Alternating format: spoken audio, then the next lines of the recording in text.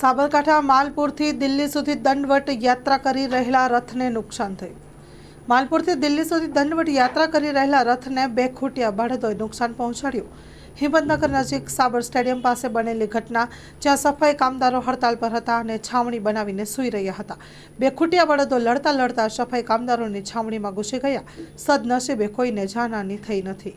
રખડતા ઢોરના ત્રાસનો મુદ્દો ફરી એકવાર સામે આવ્યો છે।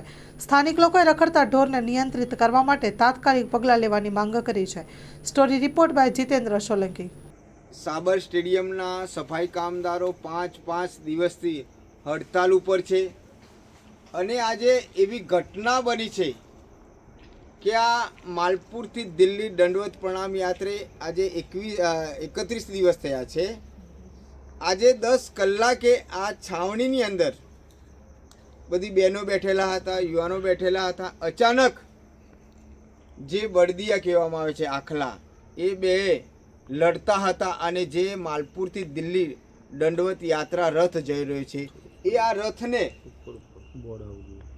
બે લડતા ગાડીને ખૂબ નુકસાન થયું છે। આપ જોઈ રહ્યા છો કે કાચના બાટ તૂટી ગયો છે ને આ જે બેનો હડતાલ ઉપર બેઠેલી એમનો આબાદ આજે બચાવ થઈ ગયો છે કે આજે ખરેખર કોઈ હોનારત બની જોત।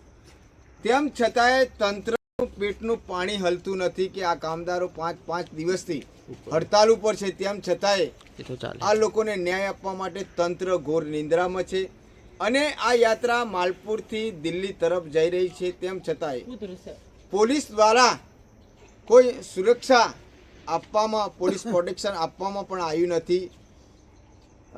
ભોભોઈ સુધી હોમગાર્ડ પોલીસ અમારે જોડે રહી હતી, પરંતુ આજે 10 દિવસથી રાત અને દિવસ આ યાત્રા અહીં 4 દિવસથી છે, ભોભોઈથી આગળ નીકળી, તેમ છતાંય કોઈ પોલીસનો સહારો મળ્યો નથી, તંત્રનો સહારો મળ્યો નથી। આ દુઃખભરી બાબત છે કે કોઈ મોટી હોનારત બનશે ત્યારે આ તંત્ર જાગશે તેવું મને લાગી રહ્યું છે। તો મારી વિનંતી છે સરકારને કે આ કામદારોને તાત્કાલિક ન્યાય મળવો જોઈએ અને ગુજરાતના તમામ સફાઈ કામદારોના પ્રાણ પ્રશ્નો માટે માલપુરથી દિલ્હી દંડવત યાત્રા જઈ રહી છે, ત્યારે આજે આ જે આખલા કહેવામાં આવે છે, આજે બે લડતા હતા અને ગાડીને નુકસાન થયું છે ખૂબ, પરંતુ આ જે હડતાલ ઉપર બેઠા છે એમનો આબાદ બચાવ થઈ ગયો છે।